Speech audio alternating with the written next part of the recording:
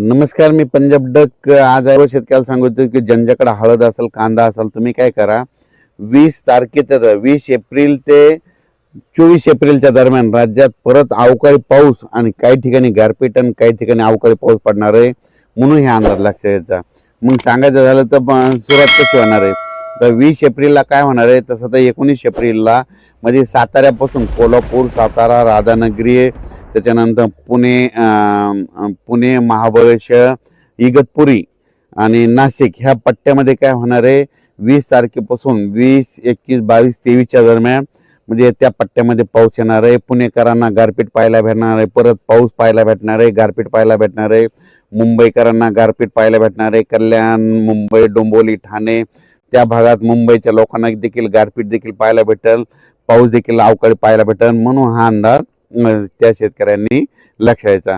मग त्याच्यानंतर राज्यातले पूर्व विदर्भ, पश्चिम विदर्भ आणि मराठवाड्यातल्या आणि उत्तर महाराष्ट्रातली काय परिस्थिती राहणार, तर पूर्व विदर्भातल्या शेतकऱ्याला सांगू इच्छितो की तुमच्याकडं 22, 23, 24च्या दरम्यान म्हणजे 22, 23, 24च्या दरम्यान 1-2 दिवस तुमच्याकडे देखील पाऊस येणार आहे.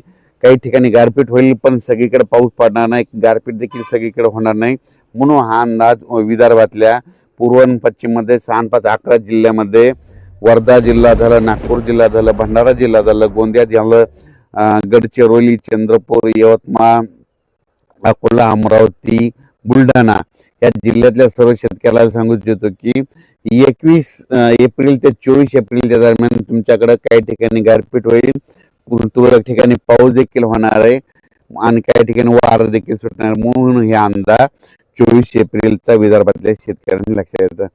त्याच्यानंतर मराठवाड्यातल्या शेतकऱ्याला सांगू इच्छितो की मराठवाड्याकडं म्हणजे मराठवाड्यामध्ये नांदेड जिल्हा झालं, हिंगोली जिल्हा झालं, परभणी जिल्हा झालं, लातूर जिल्हा झालं, बीड जिल्हा झालं, धाराशिव जिल्हा झालं, जालना जिल्हा झालं, संभाजीनगर जिल्हा झालं.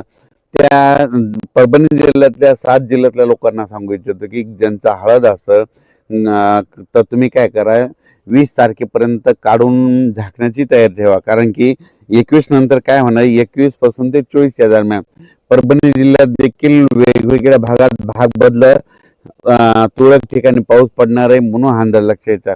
लातूर जिल्ह्यात देखील काही भागात गारपीट होईल, धाराशिवकडे देखील थोड्याफार प्रमाणात गारपीट होईल, बीड जिल्ह्यात देखील गारपीट होईल, नांदेडकडे देखील काही भागामध्ये गारपीट होईल, पण गारपीट सगळीकडे होणार नाही, तुरळक ठिकाणी होणार आहे, म्हणून हे मराठवाड्यातल्या सर्व शेतकऱ्यांनी अंदाज लक्षात घ्यायचा. आणि पाऊस देखील सर्वदूर पडणार नाही, फक्त अवकाळी येणार आहे, अवकाळी सगळीकडे पडत नसतं, म्हणून हे देखील मराठवाड्यातल्या शेतकऱ्यांनी लक्षात घ्यायचं. उत्तर महाराष्ट्राकडे सर्वप्रथम अहिल्यानगर म्हणजे अहिल्यानगर जिल्ह्यातले सर्व शेतकऱ्याचे कांदे काढणं चालू आहे. काल मी गेल्याच्या नंतर पाहिलं तर कांदे काढणं चालू आहे, लगभग सुरू आहे कांदे काढण्याची. अहिल्यानगर झालं, नाशिक जिल्हा झालं, नंदुरबार जिल्हा झालं, धुळे जिल्हा झालं, जळगाव जिल्हा झालं.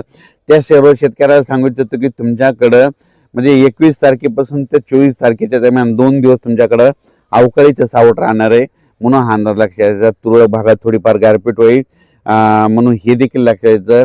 सर्वदूर काही पाऊस पडणार नाही, अवकाळी पाऊस पडणार आहे, काही ठिकाणी वारं सुटणार आहे, पण थोडं अवकाळीचं सावट आहे, म्हणून हे लक्षात घ्यायचं.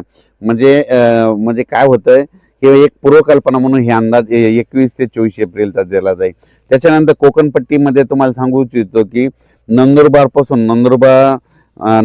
पासून मुंबई, कल्याण, ठाणे, मुरबाड, त्याच्यानंतर इगतपुरी, त्याच्यानंतर इकडं संगमनेर, जुन्नर, सिन्नर, आंबेगाव तालुका, त्याच्यानंतर पुणे जिल्हा, त्याच्यानंतर महाबळेश्वर, सातारा जिल्हा, कोल्हापूर जिल्हा, तसंच इकडं बेळगाव, कर्नाटक ह्या पट्ट्यातल्या कोकणपट्टीच्या शेतकऱ्याला सांगू इच्छितो की तुमच्याकडे मात्र 19